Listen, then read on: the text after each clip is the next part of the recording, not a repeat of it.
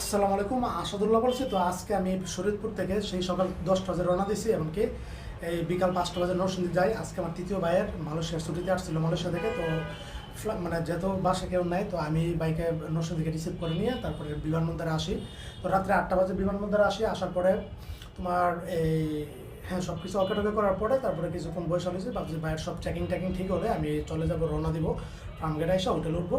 তো এই মুহূর্তে একটা ঘটনা ঘটলো, সেটা হচ্ছে যে একজন ভদ্রলোক আমার কাছে আসলো। আমি এই বিমানবন্দরের সামনে যে খোলা মাঠটা আছে, তো এসে বললো যে উনি জামালপুর, ওনার বাসা, ওনার নাম জুয়েল, বুঝতে পারছো? তো উনি সিকিউরিটি গার্ডের কাজ করে, একটা জবে জয়েন দিব বিধায় ঢাকা আসছিল। তো ফোনে যোগাযোগ করে এক লোকের সাথে। তো উনি টঙ্গী রেল স্টেশনে নামার পরে কিছু ছিনতাইকারী, বুঝতে পারছো, ওনার কাছ থেকে বাইক থেকে আইসে চাকর টাকর ছুরি টুরি দুইটা মোবাইলটা রেখা দিছে, এবং কি সাথে টাকা ছিল 1100 মতো, এটাও রেখা দিচ্ছে, বুঝতে পারছো? একদম অসহায় নিঃস্ব হয়ে যায়। তো ওনার জীবনে এটাই প্রথম কি বিপদে পড়ে। তো উনি স্টেশনে কোনো মতো মানে বিমানবন্দর স্টেশনে আসলো। তো বিমানবন্দর যেতে অনেক লোক অনেকের কাছে, কয়েকজনের কাছে হেল্প চাইছে, কিন্তু কেউ ওনাকে হেল্প করেনি, বুঝছো? ভাবছে যে এগুলি প্রতারণা অথবা এভাবে সাইড বিজনেস করে বিক্রি করে।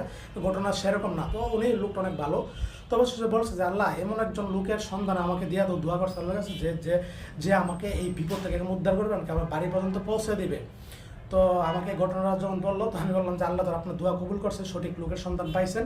তো ভাইয়ের যখন সব কিছু টকে হলো, তখন ওনাকে নিয়ে 10টা বাজে আমি বিমানবন্দর স্টেশনে আসলাম। আসার পরে সে আমার নগদ আমার সাথে নগদ টাকা ছিল না, বুঝছো? তো বিকাশে 1000 টাকার মতো ছিল, এটা উঠানোর পরে ওনাকে জামালপুর যাতায়াতের যত টাকা লাগবে, ভাড়া লাগবে, সে টাকাটা দিলাম। খাবারের টাকা দিলাম, সারাদিন কোনো খাওয়া দাওয়া করেনি উনি। তো যখন টাকাটা দিলাম ওনার কাছে, মোটামুটি প্রায় 500-র মতো, তো আমাকে কপালে 2টা চুমা দিয়েছে, বুঝছো? কতটা খুশি হয়েছে এবার বুঝো, অনেক খুশি হয়েছে, বুঝতে পারছো? তো আর সত্যিকার অর্থে বিপদে পড়ছে, তো এটা বুঝেই যায়। তো আসলে উনি পরে বললাম যে ঢাকার আপনার আসা দরকার না, উনি আর কখনো ঢাকা আসবে না, জামালপুরে উটোমুটো চালাই সংসার চালাবে, 3 ছেলে সন্তান আছে। তো অনেক ভালো, সাথে কাগজপত্র ছিল, এগুলো আমি চেক দিছি, ঠিকঠাক আছে সব কিছু। তো দেখো, দেশের অবস্থা খুবই ভয়াবহ, খুবই ভালো, মানে অবস্থা খুবই ভালো না। আর 2 মাস আগে কিন্তু আমি আবার এয়ারপোর্টে আসছিলাম, বুঝছো? এই জুন মাসের তোমার জুন নাকি, হ্যাঁ জুলাই মাসের 27 তারিখে আসছিলাম আমি।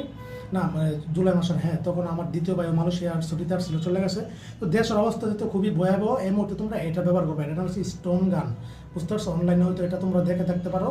তো এটা এক হিসাবে তুমি লাইট হিসাবে ব্যবহার করতে পারো, এই যে এভাবে হচ্ছে লাইট হিসাবে ব্যবহার করতে পারো। এক হচ্ছে লাইটের উপকার দিবে, আর একটা হচ্ছে তোমার এটা কি শর্ট দিবে, এটা দিলে কিন্তু ছিনতাইকারী কিন্তু শরীরে দিলে একদম অজ্ঞান হয়ে যাবে, বুঝতে পারছো? এটা ব্যবহার করা খুবই জরুরি এই মুহূর্তে বর্তমানে, বুঝতে পারছো? তো এই ছিল, একজন মানুষকে বিপদ থেকে উদ্ধার করলাম, আল্লাহ তাআলা কবুল করো।